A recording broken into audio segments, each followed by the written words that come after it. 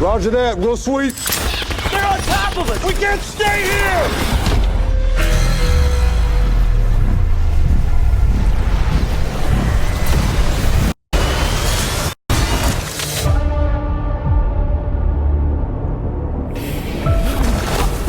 So where the hell are we?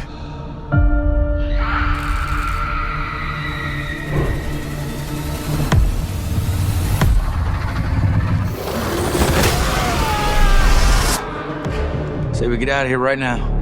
That is good advice. Who are you? Stay close. Let's move. How do we know she's on our side? How long have you been awake? 30 years. They collected us first. We're livestock. What are they after?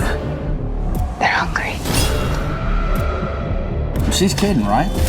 They will wipe out Earth. Why don't we just take the fight to them?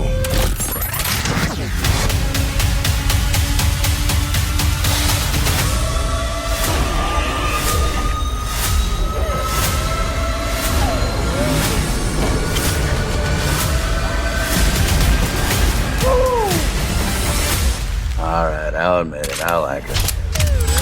We got company!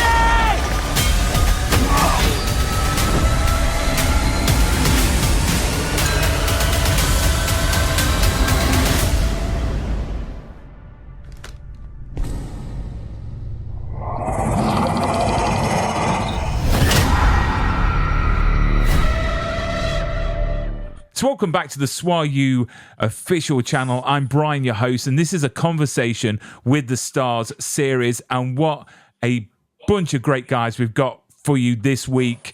Not only as he directed some of the, the best films out there, like The Channel, to name a few. It's William Kaufman, and one of my favorite actors of all time, it's Max Martini. Welcome to the show, guys. Thanks so much. Thank you for having us. Thanks for having us. Yeah.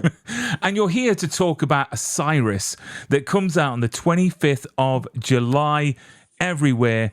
And I've seen it. I've seen it more than once. I think everyone needs to see this film. It's good on so many levels. But I want to start with you, William. Where did the idea of this movie come from? Was it just a snap of inspiration, or has it been in the works for a while? You know what? It was after we did The Channel. My executive producer, who's also like my creative partner, he came to me with the idea about wanting to do, Max and me doing a tactical action and sci-fi thing, and he was like, I would love to see something about some operators who get abducted, and then we kind of both ran with it, and what you see is what we came up with. And I've got to say, I've been communicating with you, William, for quite a while, because I know I emailed you quite a while ago, excited about this film, and you were like, "Easy, Tiger, it's not ready yet, but as soon as it is, I will fire over a screener for you." And I'm glad it all worked out, and I'm glad I've seen it, because it's just a great film. But Max, you are renowned for your action films, for your grittiness, and your military films. So how does this film differ to the previous films that you've been in? Well, this is the second film that Will and I have done. The first one, The Channel, that you saw was, also had a military aspect to it. In Osiris, were soldiers coming into this, alien world. How does it differ? I mean, the sci-fi element, probably. I mean, the war films that I've done have been 13 Hours was based on a real story. Private Ryan, I think, was also, and but this was amazing. I'll tell you one thing that really excited me about Osiris was that it's a bit of a throwback to the days pre-VFX, right? some of your listeners may not even know about those days that they actually existed. But Will thought to go and Paul thought to go practical with the aliens. So that was exciting. And you know, we had a creature artist named Todd Masters that came on that built the costumes, that built the heads, which were animatronic, and it made it a real special experience because look, I mean, the soldier character I sort of do blindfolded now, so it's nice to reinvent the world, you know, and I get excited to work with Will, so he made it a pretty special project. And I do want to touch on the aliens in a short while because they are incredible. They really are. And sometimes in some films, they can get it so wrong on so many levels. But this creation that you created on screen, I just think is perfect. But William, you've directed your fair share of gritty films. So how does this one for you as a director? How did it feel different? Because you've got the sci-fi element to it. Well, I think that is it. I mean, the idea itself sounded a bit terrifying because not done well, it can be terrifying.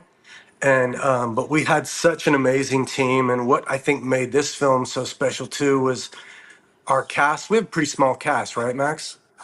So It it's is small, basically, yeah. yeah, it's this it's the team, this cast that came together, led by Max, and it was like any Max, cover yours. Any chance I get to work with Max is the best. So, and I Sequel, think Oh, yeah, sequel. no, I'm not going to argue with you. And then the team that we surrounded him with were just some of the best human beings. One of the best experience I ever had making a film. Hey, Brian, I'll add to that. You know, Wh- so Jaron Mitchell and Linz Edwards and I had all done the channel with Will.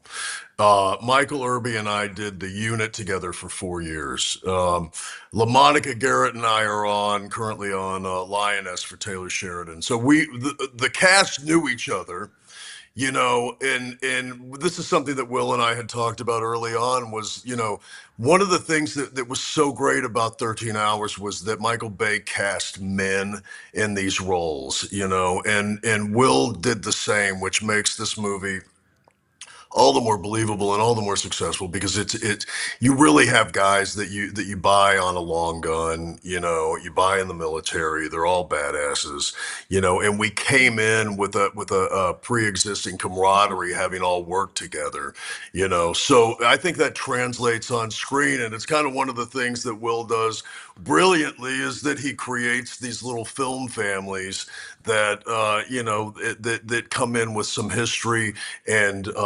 genuinely want to make an amazing product. Everybody's invested in it creatively. Everybody's invested in it emotionally, and when your audience sees that on screen, I think it'll be blatantly obvious. definitely, I can't And to argue follow with up that. on that, I think also just I've done some crazy things. Like Daylight's End's a crazy film, right? But to take a It's an film, awesome film. I think this to take for me, if you're going to go play genre, my personal taste is to take it and handle it as gritty as possible. And I think that's when you cast actors. Yes, they make great operators, but actors who are really going to elevate the material and make that world that is completely fantastical for us, right, as viewers. They are what we ground the grittiness, and we ground it in those human beings, those characters, and that's what makes it work.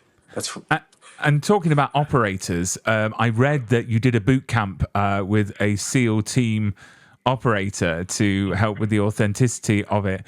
Is that David Meadows by any chance? no. David was on the film. He was one of our characters on the film. But it was actually the attack advisor is a SEAL Team 6 guy, one of Max's friends. We'll call him Hammer.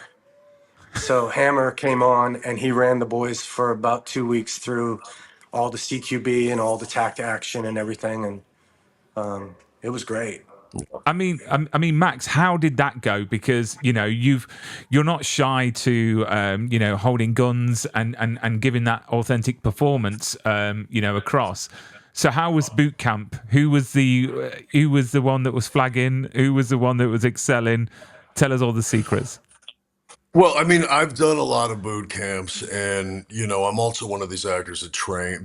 I play this guy, so I stay on. I'm on the range. I actually go out and do some training when I'm not working. But the thing that keeps evolving are the tactics, right? So Hammer was actually a former SEAL Team 6 operator, but he's just out recently, and he's up to date, so how these guys approach rooms, changes, your shooting positions change, the way you hold your weapon changes, and so there was a bit of a catch up on that level for all of the actors, I think. And then he was also on set with us, making sure that we were tactically accurate in how we were approaching and maneuvering through this ship, So for me, it's a bit of a refresher to answer your question, but then again, like I said, everything's evolving, and then the other thing that these guys add to, I don't know how many people actually realize this, but it's not all technical.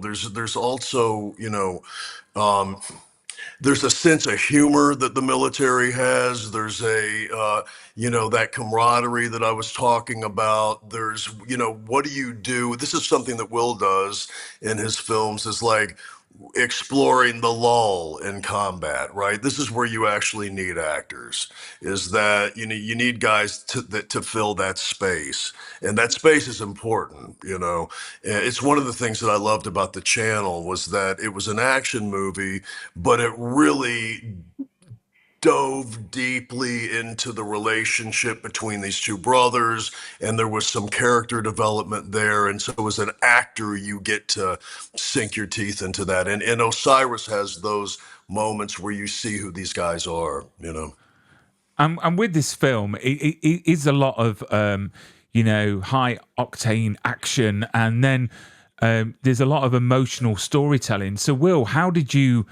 Sorry, I've just called you Will instead of William. I don't know if that's all right.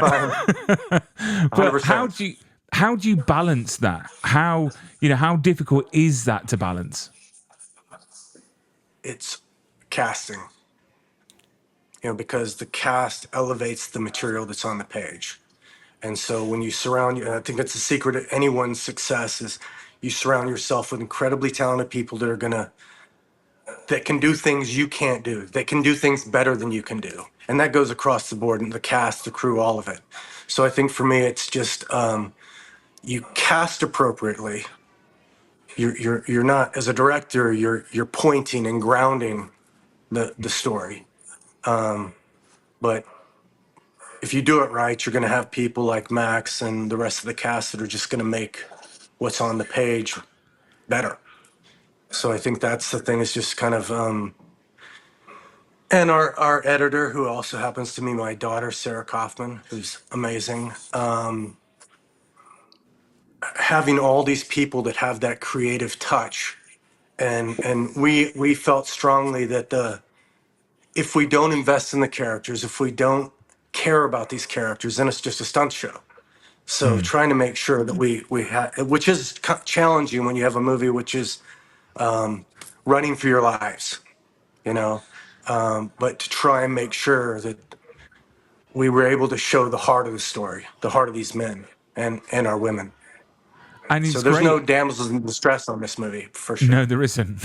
No, there isn't. I mean, Linda Hamilton and Brianna, amazing in this film. And I love how you've balanced the fact that it can get very emotional at times and then very serious, but then you've got some really comedic moments in it as well. Some one-liners from certain actors, and I just think it's great how it's done. I mean, did either of you look at other sort of films for inspiration for this film going into it, maybe from the sci-fi genre? I mean, I'm a kid from the world of Predator and Aliens, and I mean, there's not going to be any secret there. But no, I didn't go back and research those movies. I think we just kind of were doing. Obviously, we're inspired by the great films of our past, but it's something that kind of inspires you. But then you've got to go make it your own. You've got to go do your own thing. Yeah, because that's what the next question was going to be. I mean, were you intentionally not trying to look at other franchises just to carve your own way and make a film that wasn't a carbon copy of Alien or the other films like that? Which, to confirm to all the audiences, I've seen it. It's not, which is great. I mean, can you share, Max, a moment on set when you just felt it all clicked? And then you thought, you know what, this is something really I know special. exactly when that moment is. Yeah, I'm gonna jump in. So this is what I liken it to. When Paul, in Captain Phillips, right, which I did, Paul Greengrass had Tom Hanks meet the pirates on screen, right? So they had never seen each other off camera until the day that they shot. We didn't quite do that, but that moment clicked for me.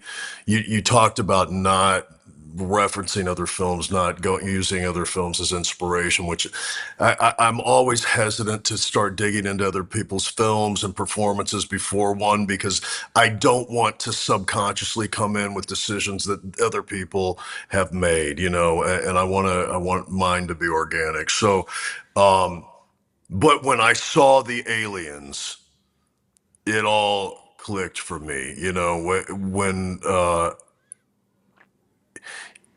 ironically, the Pacific Rim was a completely different experience because we were acting to laser dots, right? I didn't see the aliens at all in that movie. But this one, when I saw what Todd Masters had done and kind of what, Will's concept of these creatures that we're chasing us was, it really clicked. I went, oh, okay, this is it. This is the movie. Okay, all right. And it's and then from that point on, it's just doing your job as an actor. But yeah, it's kind of like costumes. A lot of times you don't really get your character until you put on the wardrobe, and then you go, oh, it's that guy. Like, you've done prep work, but when you see the two, visions kind of collide or mesh, it So comes would you together. say that it's more helpful to have a practical, alien there for you to perform and for your character than it would be to have a laser dot? Yeah. Yeah, Pacific Rim was terrifying in that when none of us knew what we had seen. Guillermo del Toro had little pencil sketches of the kaiju and what he wanted to animate on screen, but you went in completely blind. I mean, I was so excited to do this practically. And like Will said, I think, it was either going to fail miserably or it was going to be really successful. And he knocked it out of the park with this. I mean, the aliens are terrifying. I wish that your audience could see some of the off-camera stuff because, PAs feeding these actors in suits, trail mix through a hole in their sternum was hilarious. I don't know where the holes were, but Yes. these are guys in suits that the top of their heads sort of arrive at the shoulders of the alien. Will, correct me if I'm wrong, but and then No, the you're right. top, the head is robotics, right? So there were creature artists off camera manipulating the heads with remote controls, adding saliva, adding all the elements that make it that make the alien scary and just wildly entertaining to watch and very cool to see the final product. Yeah, And and Todd Masters, who was our creature effects designer, he's also one. I mean, him and his whole team, th- they're actors in their own way, right? They are performing, and So like when you remember that there's a standoff scene with our head alien and our gentleman here, Max, and I felt like he gave so much performance wise that it really helps, for me and for the cast to have that to play off of, When Yeah. someone's And snarling next to you, it's not just a rubber head, and it's it was really good how you did that scene, because not to ruin it for people, I won't do any spoilers, but it wasn't your typical sort of hero versus the villain. It was a great fight. It is a good moment. It is a very, very, very good scene. I mean, where are those aliens now? Are they nice in a box, getting ready for a potential sequel? yes, they're stored away, and ready to get back to work. And are we getting a sequel, William? We will see how the film goes. I would love to. Because Max, right? I'm going to say it officially now. I demand a sequel. I need to know what happens next. That's all I'm Done. saying, and I'm sure the audiences are going to, feel exactly the same. I mean, with this film and with all this action and all these amazing effects, what are you wanting the audience to take away from this film?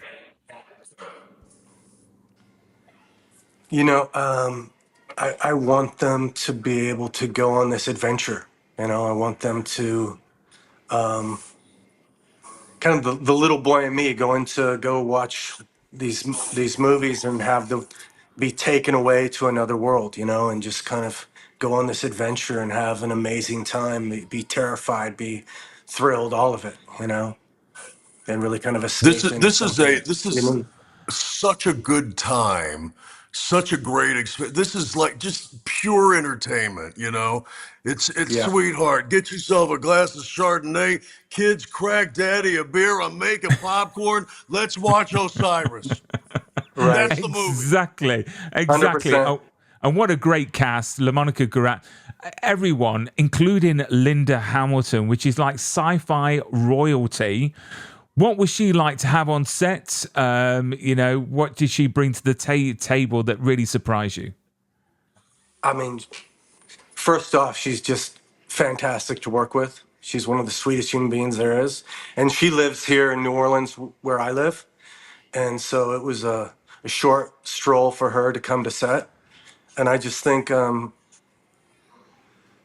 as far as what she brought, besides just being Linda Hamilton, as an actress, she also, we had some good sessions where we pushed and pulled on ideas and concepts on her key scenes. She had a very challenging task of her character delivers a lot of the exposition, right? So trying to be able to deliver that and not just sound like a poorly written exposition scene is super important. But it was the only way for us to get this backstory. And I think she, we went back and forth on it. And I think she made some really strong choices and it worked well.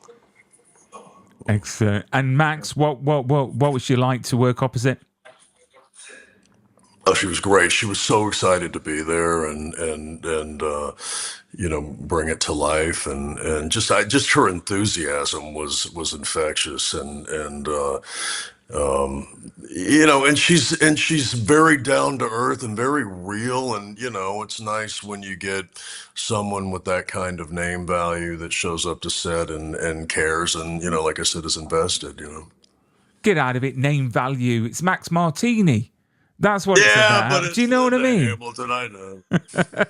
There we And go. you're a busy she's man. iconic, right? She is. Yeah. Do you know what? She is iconic for so many great reasons. But literally, you know what, Max? I don't think you've ever done a bad movie in my light. So I can't wait for everything that you do in the future, including Hollywood Grit, which I've got to say the trailer is stunning. But we're not talking about that film. We're talking about Osiris, which is on the 25th of July. So with this sequel, will it be a film or will it be a series? Will it be a cross between Aliens and Band of Brothers? I mean, would you prefer a film or a series, Will? I think a film.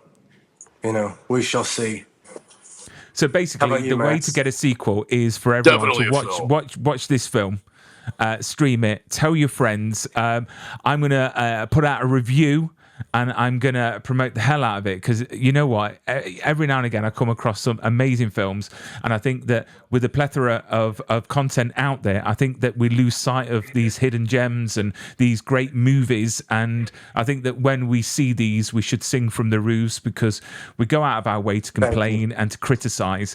But when we get great movies like these that are written well, directed, starred, it's, that's 2 hours of our lives that is going to be well spent, and not turn around and say, that's 2 hours I'll never get back. So Osiris, I cannot wait. But guys, thank you so much for coming onto the show, for having a quick chat about this film. And I look forward to the sequel. And don't go anywhere. I'll say goodbye properly in a second. But the 25th of July, go and watch it. It's streaming Next on Friday. Apple and everywhere. So this episode's going out tomorrow, so it's just in time to get that word out there, to make sure day one everyone is watching this wonderful film. But keep safe, and I'll speak to you two very, very soon again. Thanks, Thanks, Friday. Bryan.